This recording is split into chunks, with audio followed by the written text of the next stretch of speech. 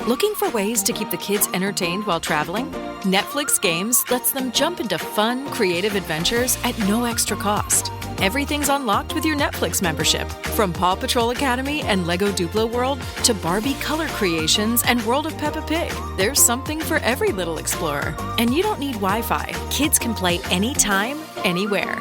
Visit netflixfamily.com/travel tips for all your kids' holiday entertainment. Hey, Ryan Reynolds here for Mint Mobile. You know, one of the perks about having 4 kids that you know about is actually getting a direct line to the big man up north. And this year, he wants you to know the best gift that you can give someone is the gift of Mint Mobile's unlimited wireless for $15 a month. Now, you don't even need to wrap it. Give it a try at mintmobile.com/switch. Upfront payment of $45 for 3-month plan equivalent to $15 per month required. New customer offer for first 3 months only. Speed slow after 35 gigabytes if network's busy. Taxes and fees extra. See mintmobile.com. He didn't factor in that there would be a gay audience. So, yeah. Which is just wild because, like, my opinion would be, wouldn't they be happy that there's like a fan base for them, that there's at least any kind of publicity for a career that has a male audience now interested in them? Yeah. But I don't know. I mean, it sounds like just. Hi, everyone. It's Dr. Andrew Rimby, aka Andrew. Thank you so much for listening to the Ivory Tower Boiler Room podcasts. And before you hear today's episode, which I just know you're going to love, can you please do me a favor? And wherever you're listening, if it's Spotify or Apple, please rate and review us. Make sure you're following the podcast. Share it with friends, family, anyone you think would just love hearing this conversation. And you can watch our podcast on YouTube. Yes, we have a YouTube channel. It's called the Ivory Tower Boiler Room, and you'll see the video episode. So please make sure you like the video you're watching and comment. I always respond to the comments. Also, we have a Patreon. So if you don't want any of the ads and you want bonus material, join our Patreon. There's a 1-week free trial. It's patreon.com/Ivory Tower Boiler Room, and the free trial is for the professor level. Without further ado, here is today's exciting episode.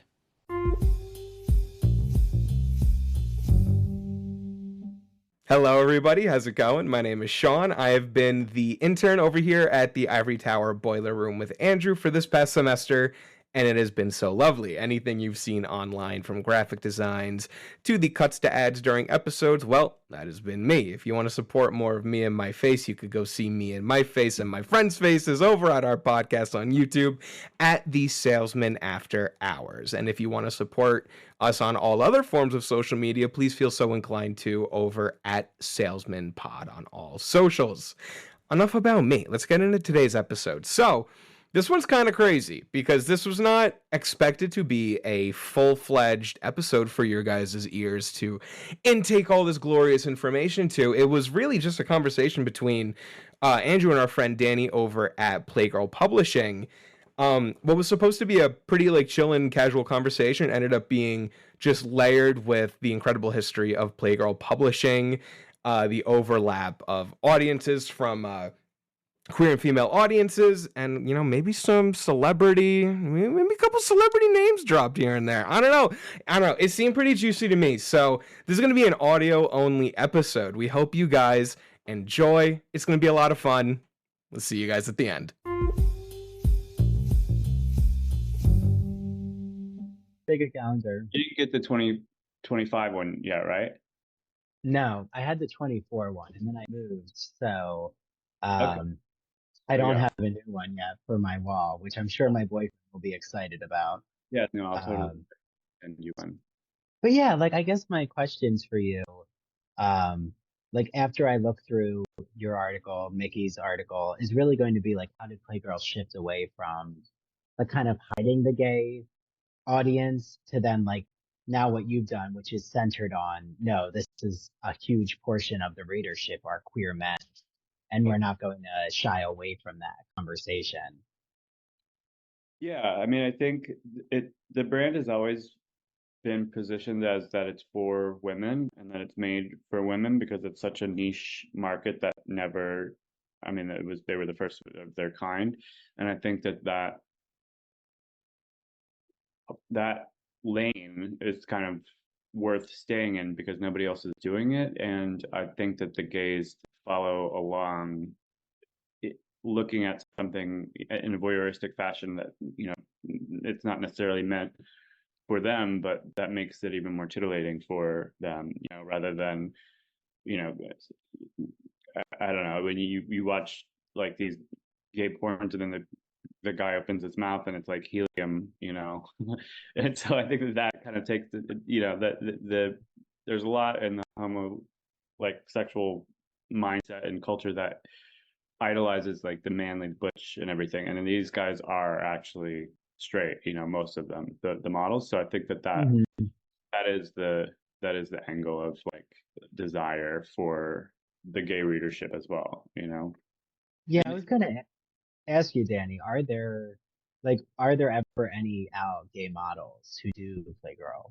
before, yeah, like like in like 2007 is when I started, and then up through like 2015 when the magazine folded and the offices closed, and now we opened offices over here.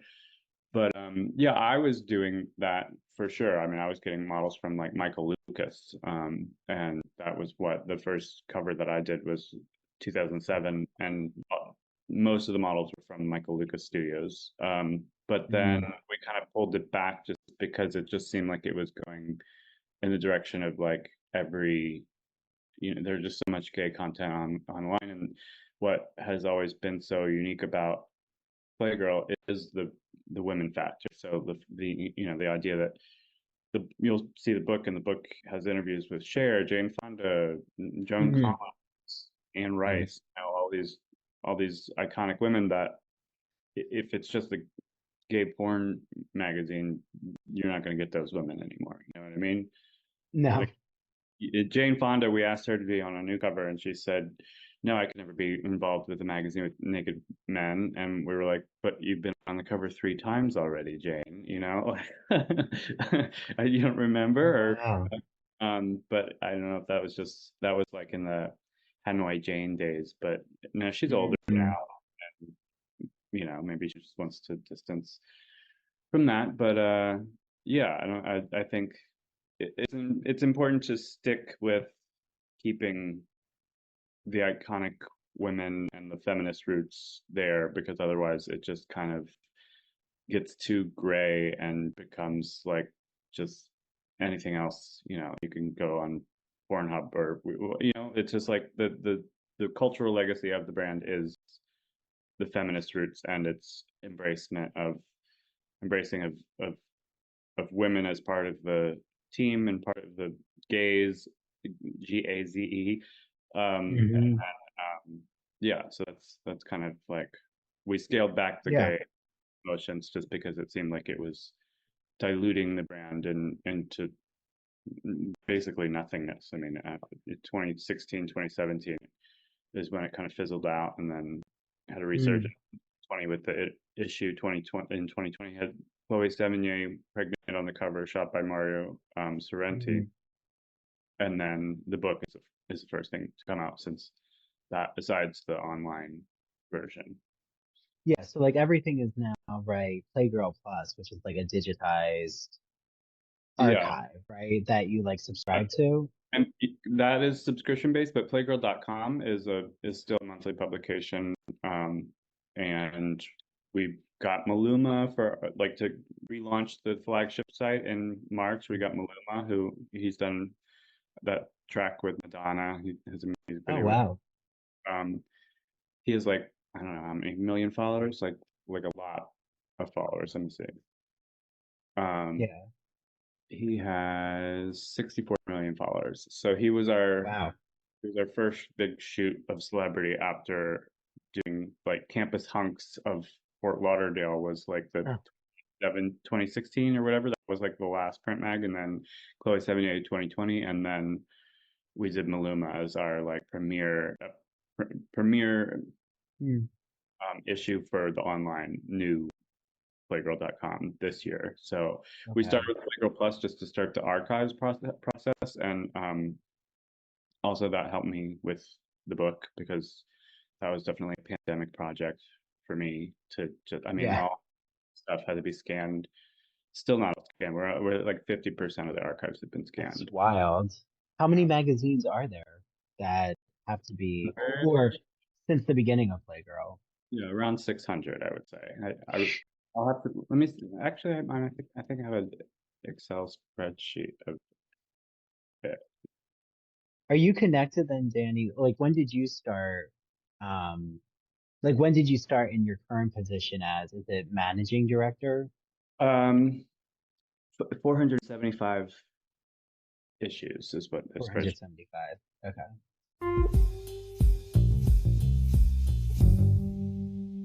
This holiday season, not only am I wearing as many holiday sweaters as I can, but I'm reading as much as I can. I've made a commitment for my holiday New Year's resolution, which is read as much as I can in my free time. So, of course, I'm holding the Gay and Lesbian Review's new magazine for the holiday season.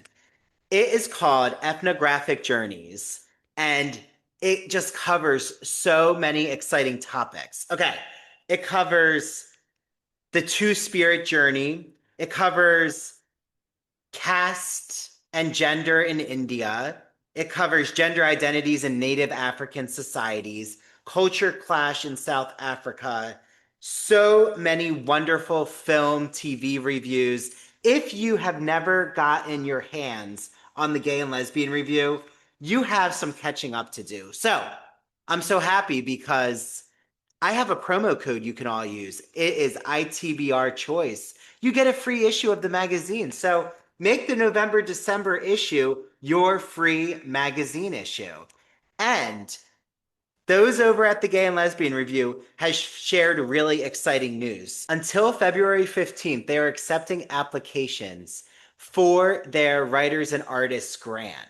So the Gay and Lesbian Review is asking all writers and artists out there to bring their perspective, ideas, and voices to the magazine to help support emerging and unpublished LGBTQ writers, thinkers, scholars, and artists. How can you apply? Go to glreview.org. While you're there, make sure you get your hands on their new issue of their magazine. The GNLR is an incredible space for history, culture, politics, LGBTQ themed.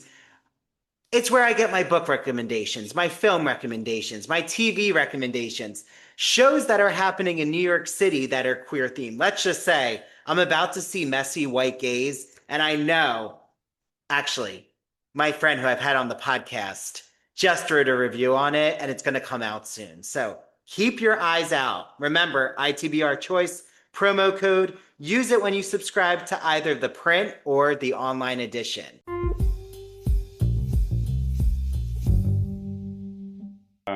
I started in 2007 as a video editor, and this is in my introduction in the book.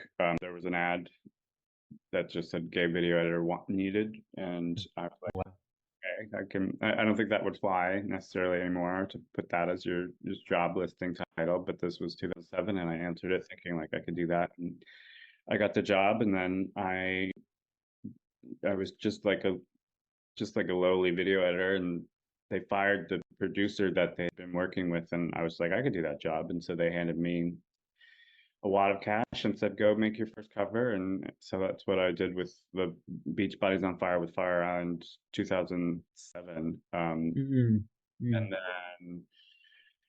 then they were like, oh, I was mostly working for Playgirl TV doing the video content. So that was all video content, so like interviews with the guys and behind the scenes footage. That was like the solo tack on scenes for the,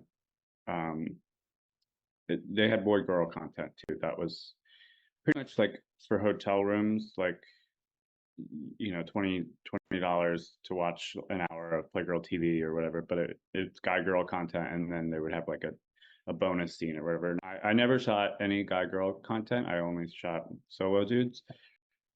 So I started doing that, like, and they were having me do that once a month, and then that was when they really ramped up the gay production of, gay promotion. So they had me going. We went to Southern Decadence in New Orleans. We went to the White Party in Palm Springs. We went to some Wow. gay club in Denver, and I think I even did Art Basel, Miami, and and we stayed at the Key West Island House and Coconut Cove in Fort Lauderdale is another clothing optional male only resort. Shooting at Belvedere and Fire Island, and just Yeah. very. I've been to the Belvedere twice, so Yeah, I know the Belvedere, but haven't been there since I dated my boyfriend. We'll see. We're navigating that field.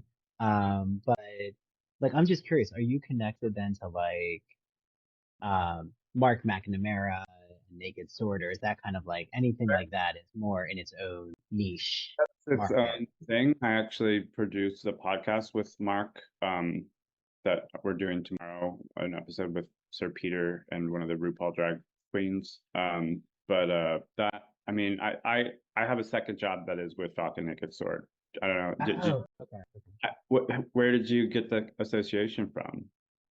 Just No, well, just because I love Mark's discretion advised. So like that's okay, yeah, just that's what I'm talking about. Yeah, oh really? Oh, okay. Well, you can tell Mark that he has oh, yeah. a loyal PhD in English Have listener. you ever? Um, If you would ever want to be a call-in guest or something, I'm sure they would be down for that. Tomorrow's guest, we have a doctor from Mount Sinai talking about gay men's health. But like in the future, if you would ever be interested to be yeah. one of the call-ins, like I'm sure they would love to have your Okay. perspective.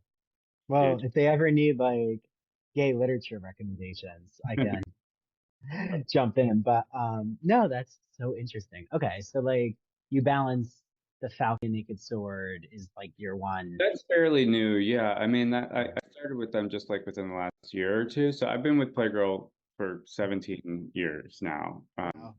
So just kind of watched the company crumble in New York, and the owner was basically like, get a smaller office, get a smaller office, get a smaller office, and then fire everyone and take everything home, is what he told me.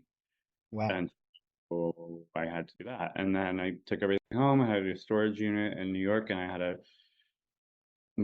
the archives were between the storage unit in New York and my studio apartment in the East Village, with a server the size of my refrigerator in my kitchen, which had all the Playgirl TV content on it, and all that content the size of a refrigerator now fits on a passport-sized drive. So That's wild.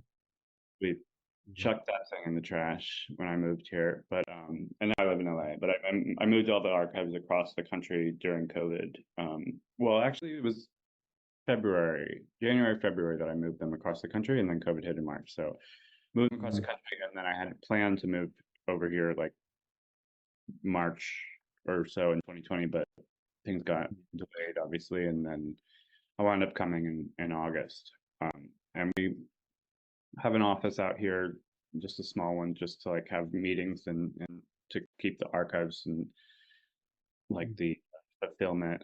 So it's only me and one other person really that are doing everything from the shoots to the programming to the we have editors and That's a lot, though. I mean, yeah, like, it's a lot. And so but it's not like it's not making me rich, but it's not, it's not like, whatever. I had to get another gig, but it was through going to all these conferences. When the previous owner said fire everyone and take everything home, he also said, see if you can sell the trademark to someone who you'd want to work with. And so I had carte blanche to go to every adult conference in the world and I had already been kind of going because we had our like Flirt for Free for Playgirl live cams and like all these other, businesses within the adult world. And Playgirl.com was an adult website for years. And so even though it's not anymore, Facebook and Instagram still think it is. So we're going through this whole ordeal with censorship with them. But we moved all the adult content to PlaygirlTV.com, and then PlaygirlPlus.com has the archives, which have nudity. Playgirl.com has no nudity anymore. It's just female sex publication, like mainstream. Are you allowed to have a TikTok? They deleted it immediately. What? Yeah, I got That's Playgirl crazy. models. It was just at Playgirl models, and then we all we did was post behind the scenes of Days of Our Lives, which is a fucking soap opera. It's not like the guys got naked or anything. It was just guys with their shirts up, and they just totally removed the account, deleted, no question, gone. Can't. Yeah, I've talked about this like on the podcast with other gay authors. Is it's just wild to me how like TikTok will like I have to like censor out words and things. And I'm sure like with discretion advised you do too, but like yet you can have like an audio clip go viral about what was that recent one where it was like a lot of girlfriends or wives like talking about their boyfriends or husbands like big cocks, and it's like, wait, how is this allowed? It's really the crackdown has intensified within the last couple of months. I must say that. And we haven't even tried with TikTok, but if you go to our Instagram, I'm sure you can see that, like, if you scroll down, there's so many squares that are just gray, and they're different on the desktop and the mobile device. So it's really confusing for me as someone who's trying to like control this and abide by their guidelines, even though we had been. But I mean, even I don't know. So we finally got verified just to see if that would crack the code of, you know, getting through this algorithm a little bit more, and it seems to be working now that they're getting a little bit of money from us every month. They like that overrides the algorithm just being like, no, you know, like because a guy in his underwear where you can see, I mean, you can see that he has a bulge, but it's still in underwear or even shorts. So I posted a guy with shorts, but I mean, you could kind of see the visible head or whatever, but like totally covered. But they removed it without option for appeal, which doesn't seem fair because when you go to Playboys, it's like totally like an ass in your face or like a nipple that is like four mosaic squares of pink. Mhm. Okay, but I mean, she's still nude, but I feel like it's double standard for male nudity, and I think that they're cracking down. So I think that even, I mean, Yummy Zine's Instagram is gone like as of Wow. this month. But they had Yummy 2, which was a backup, but I think they'd had it for a couple years since 2022. But all that stuff, because I was always like, fuck it, how come Yummy can get away with this and we can't? And we're like a legacy brand for 50 years, and this company's only been around for however long. Also, because I mean, they were getting like big name male models that we are somehow untouchable as a brand for these modeling Mhm. agencies, but Yummy isn't. So I was like, how can they be getting away with all this? And we're like, you know, fucked over here. But they got fucked eventually. Yeah. I mean, yeah, Instagram is not the place to show nudity, and that's very clear in their guidelines. But we were trying to skirt around it with, and you know, because it's like, oh, everyone else is getting away with butts, but not anymore. Oh, the audio trend came back to me. It was they were doing instead of hit me with your best shot, it was hit me with your fat cock. Oh And yeah, then it was something about and it's like yeah, it's interesting. I think that like I've talked about this, but like the rules when it comes to um like gay men.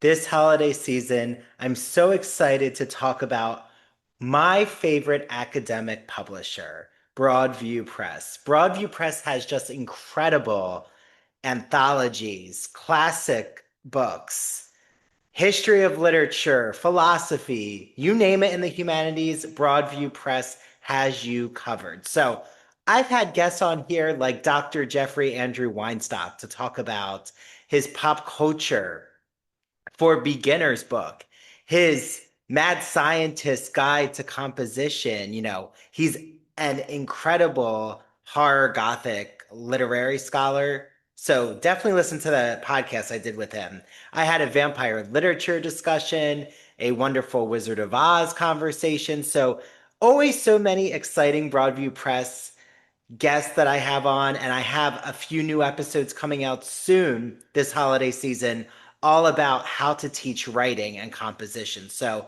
look out for them.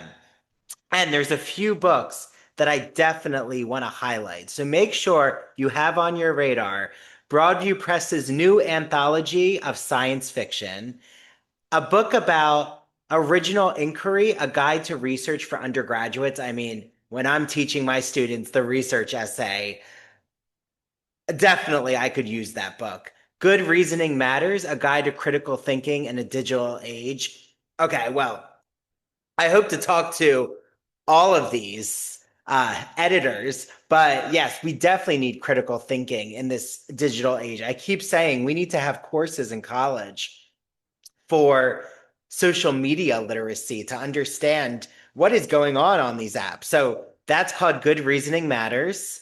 And then the last book is Solving the Puzzle, A Student's Guide to Historical Research and Writing. These are all incredible books to assign your students, specifically in any kind of literary or humanities research-based course, which almost every humanities course now is research-based. Also, Broadview Press is interested in hearing from librarians. So if you're a librarian or you know a librarian, please take down this information. There is a new subscription called Broadview Digital Bookshelves, which gives you access to over 450 critical editions of literary classics from Beowulf to Virginia Woolf, all for one affordable price. Again, that's over 450 editions of literary classics.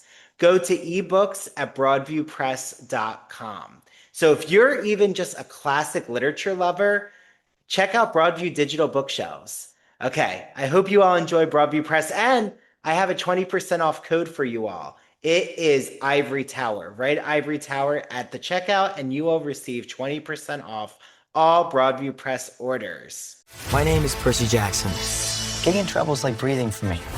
The hit series returns to Disney Plus and Hulu. The danger the camp is under is greater than you can possibly imagine. For the key to our survival, 3 of you must quest to the Sea of Monsters. Let's go do the impossible.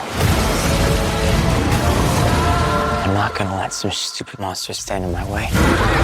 Percy Jackson and the Olympians. New season now on Disney Plus and Hulu. Learn more at disneyplus.com/whatson.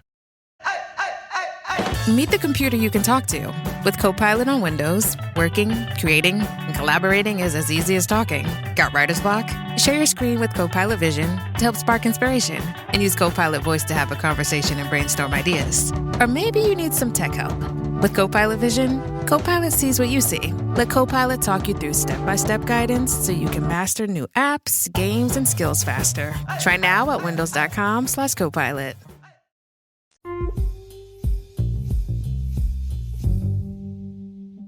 Are you a fan of classic Hollywood movies? Are you a fan of queer cinema? Then do we have the podcast for you. Hello, everyone. I'm Christian Garcia. And I'm Luke Del Mar. And we are your hosts of That Old Gay Classic Cinema, where we take a look at some of the greatest films of all time and analyze them through a queer theoretical lens. Let's be honest. LGBTQIA+ people have been a part of Hollywood since its inception, and this podcast celebrates those artists and entertainers of yesteryear, while also taking a closer look at the queer-coded characters and stories in classic Hollywood films long before queer representation entered the mainstream. So follow us down the road of classic cinema as we give you a guide to some of the films that touched our hearts, brains, and even gave us courage to be ourselves. You can listen to That Old Gay Classic Cinema wherever you get your podcasts, and be sure to follow us on Instagram, YouTube, and TikTok. All right, listeners, we're ready for our close-up.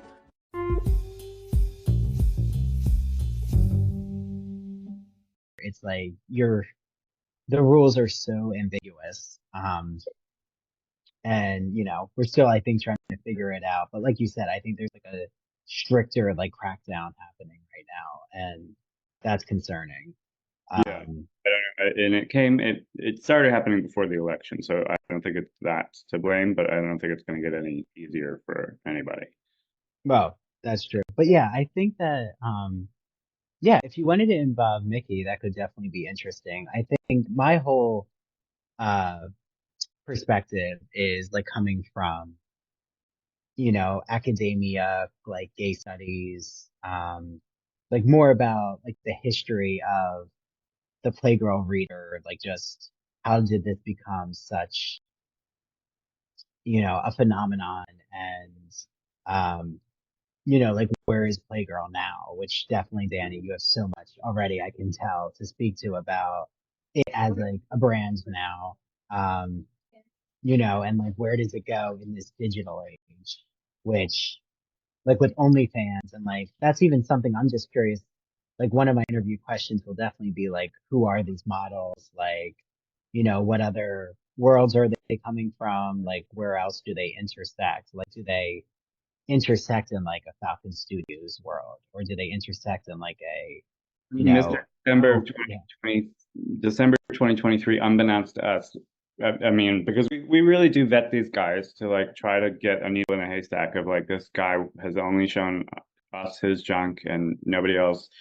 Because if they're doing porn on OnlyFans or on their Twitter, then who's going to pay for Playgirl Plus to see something that you can get for free everywhere else? So, and if we're going after celebrities like Maluma and the Days of Our Lives and all these people, if we're just throwing up any old porn star, then that's not very enticing for if we want to get Timothy Chalamet or something. You know what I mean? Like it's not. You can't have necessarily both. So the beauty in the models that have been selected in the past and currently still is that they are kind of like new to showing off their their bodies, and not like total we're not not gay porn stars, not porn stars at all. And even if their OnlyFans is too explicit, we'll usually pass at this point because trying to get just something special that isn't available anywhere else. Yeah. Well, and it's like there's an iconic book called The Nude Male, right? Which is like the whole history of like the male body and like since ancient Greece. But it's just fascinating to me that it's still like a taboo in America. Totally.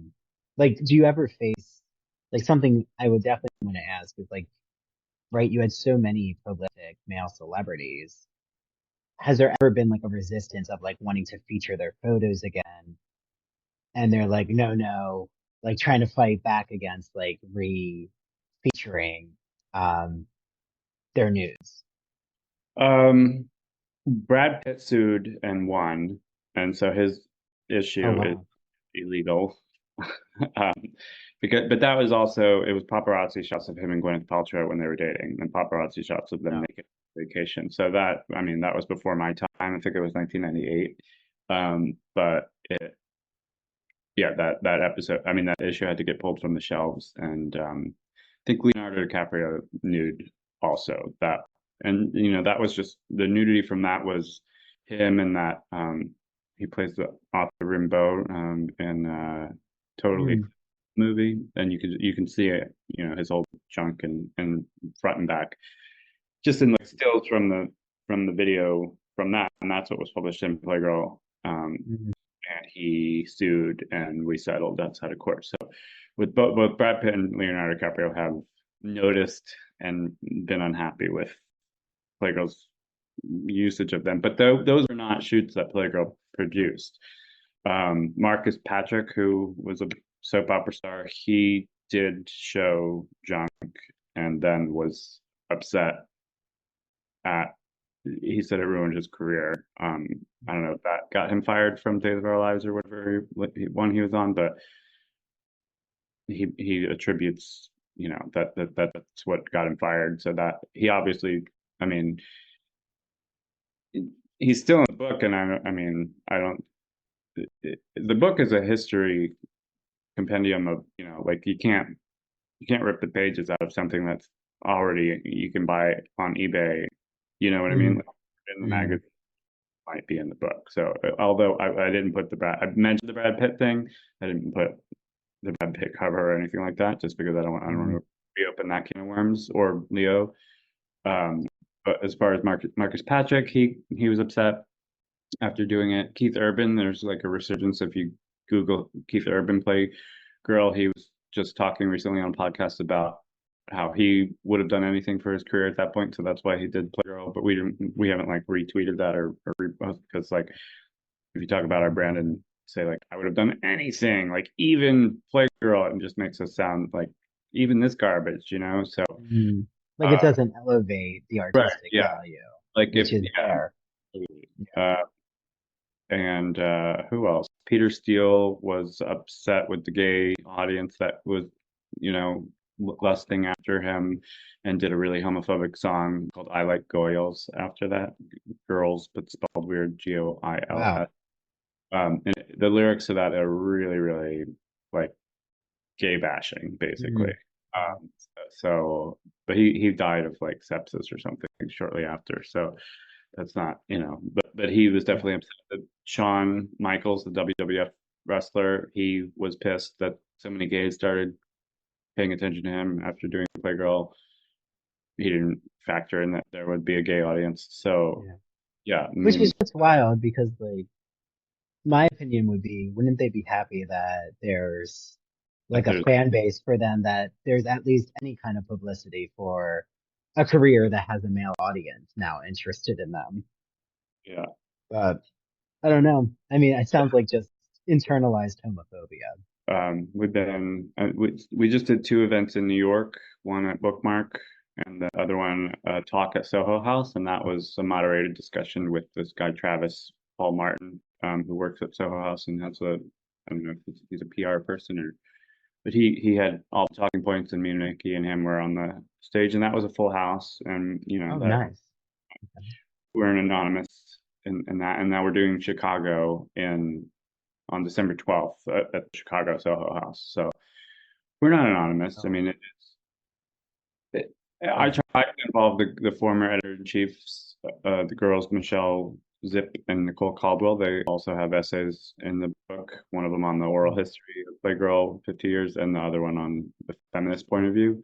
But they live upstate in New York, and I don't know, they seem busy with other things, whereas I'm like, you know, this book was kind of my baby, so I'm happy to do a book tour. Or like this is your passion project. Like this is everything you've been working towards. I mean, I carried this stuff around for 15 years, but the idea that like somebody has to preserve this history somehow because it seemed too crucial and important for me. You know, it could have just been in the landfill if I would have been like, you know, screw this. And the previous owner, if I hadn't sold it like that month, it would have been, if you Google the previous owner, he's in jail now for like $300 million in fraud, like Ponzi scheme. So I sold the company from him to the new owner.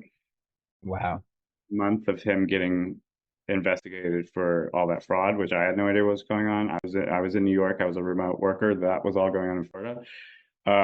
But it was like I dodged a bullet, like Trump, basically. Like literally, it like hit my ear, and I was like, "What was that?" You know, like it was like, "Oh fuck, he's getting arrested." And the credit card I've been using to travel the world on is credit card associated with an account that's a Ponzi scheme of $300 million that I had no idea about. But I mean, what can I say? Well, okay, yeah. That's wild. Yeah. But also, Danny, do you know, before you know we get off this call, like first, thanks. I think this is great. Like now I really have a clear vision. And do you know about the Gay and Lesbian Review? It's like no. glreview.com. Okay. Or no, sorry, .org. And it's a LGBTQ literature magazine, and they also do like film, TV recaps. They're my sponsor for the podcast, and they've been like publishing bi-monthly since the 1990s. I'm just thinking if you wanted me to like connect you in an email to Steven, the publisher, I'm sure that if you have like a press release, or if you have like an article that like speaks to the book, you would probably definitely feature it in one of the upcoming magazines. Yeah, that would be great. I'm still trying to get as much promotion and press on this as possible. Just, it just came out two weeks ago was its official drop date. So it was listed in Publishers Weekly as top 10 books in art and photography coming out in fall. And then since then we haven't had any real reviews. We were sending copies to like Book Forum and Art Forum, and I've got another list, but yeah, anything helps for sure. Good. Okay, well, So new, and we're trying to get it like in holiday gift guides, even if it's too late for that now. But with this coming out around Christmas, or I think it's still very, very fresh. I mean, so yeah, I'm happy to do as much as possible to help it get promoted to the. yeah, were you like successful getting it in like the New York Times holiday gift guide? I don't know. I mean, has that come out yet? I know that they were working on it. Like there was a. Nah, I don't think that comes out until the middle of December, I think. Right. So I know that Abrams was definitely pushing Playgirl as like one of the hardest pushes for the holiday gift guides, just because it was the only book from the Abrams roster that was included in the top 10 list of the books being published this fall. Oh, So that's good. So they were like, oh, let's pay attention to this one, and so that's good. But I don't know. I don't know what the decisions have. We'll see what the holiday guides say, because I wasn't really sure. I mean, if the book was released to the public technically on the 29th, although everybody that ordered it on Amazon was getting it before then. But on the 29th, I was in New York, and we had just done the bookmark on the 24th, and on the 29th, I was like, okay, I want to walk to Barnes and Noble. I want to go to Strand. I want to go to, I don't know, is there another one? McNally Jackson. Yeah, they were originally going to do a party, but they wanted to do it on Halloween night at the South Street Seaport location. And I was just like, I don't want to do that. Like, rather do I something like else. the South Street Seaport location, but Halloween night is Like, not Halloween night. I would desolate down there for that. Yeah, and I was just like, that's not bad. But I'm glad Bookmark pulled through. Yeah. How about like any of the Hell's Kitchen bars? Like, did they express any? Or how about Red Eye? I thought about that too, but I was just kind of like exhausted from. I had a shoot. That's too much for you. Yeah, it was too much, and also that I feel like it would have diluted it. So the Bookmark one was in Village Voice, and that was a really good crowd, and we got super gay vodka from Gay Letter to. Oh, nice. So it was free cocktails, so people were hanging around buying books, and they wanted them signed. And then like the next day, I had to do a shoot, which one of the celebrities coming out for the January cover is NLE Choppa. He's a rapper who has 8 million followers. So it was like jumping from that into this shoot where I'm the producer, and there's an entourage involved, and the guy's a diva. It was just like I just felt like I was like being spun around and punched in the face at the same time. And then we had the Soho House talk, so I was just like, no parties. I don't care. Like maybe a party in the new year, and I think we're gonna do a party with NLE Choppa at the Standard Hotel, the Lebain, which is where we did the shoot. So maybe that'll, double as a book release party, because besides Bookmark, I did the Circus of Books here, which was like I want to go there when I'm like, I haven't been to LA in a long time, but definitely I need to like make my way to LA because, I remember watching that documentary about Circus of Books. Yeah, Rachel Mason. We talked to her because we wanted her to produce potentially content for Playgirl from her. I love her. Well, I hope this even becomes a documentary. Has that been in the talks with me? Yeah, I have some meetings about that. The rights were tied up for the 50th anniversary. We had signed a contract with HBO, and I don't know. This isn't necessarily public information. I don't know if I've signed an NDA to whatever. I won't release it. Contract is up. They sat on it. They told us that they were producing a show called Playgirl, which was going to be like Boogie Nights meets Sex and the City, and then all of a sudden they released a show called Minx, which was clearly about Playgirl. Saw that show, Minx, Minx. Wait, yes. Was it's on Stars. It was on HBO, but it got pulled from HBO, and now it's on Stars. Okay. But it's it's a feminist publication that gets started in 1973 in Los Angeles that has naked men, and it's So clearly basically, it's Playgirl, it's just the under a font, different name.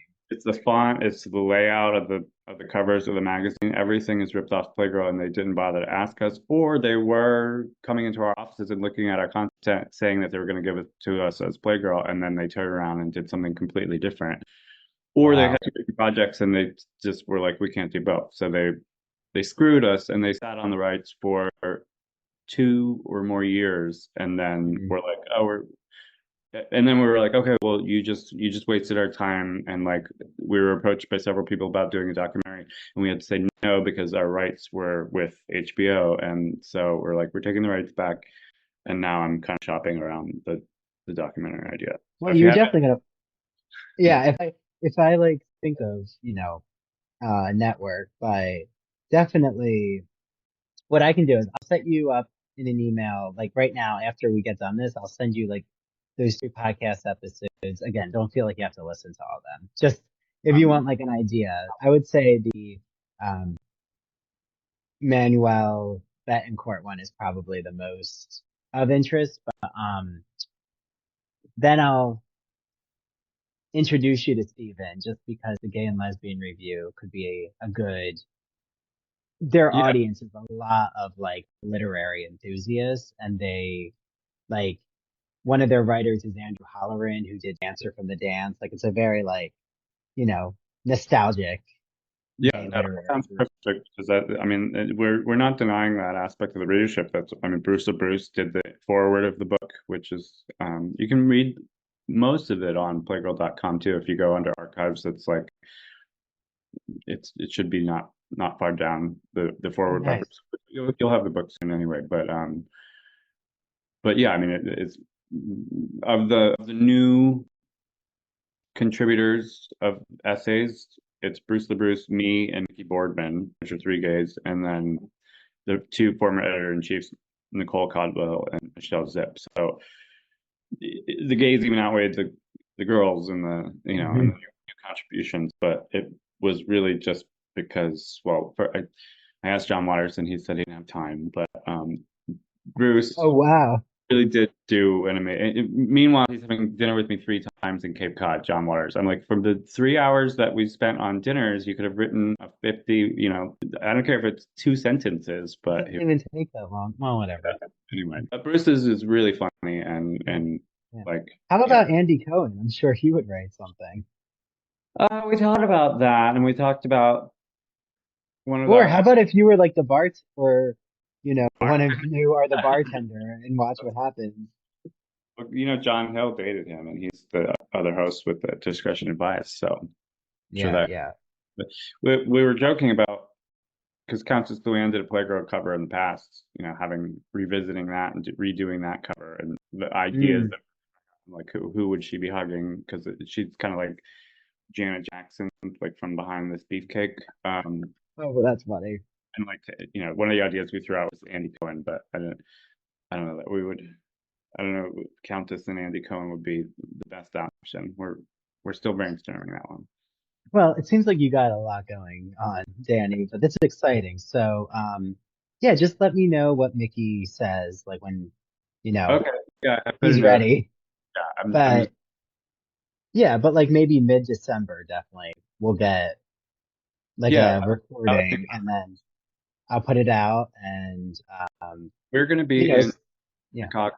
So him and I will be in Chicago together on December 11th, 12th, and 13th. Just okay. Up there. December. Our Soho is on the 12th of December. Okay.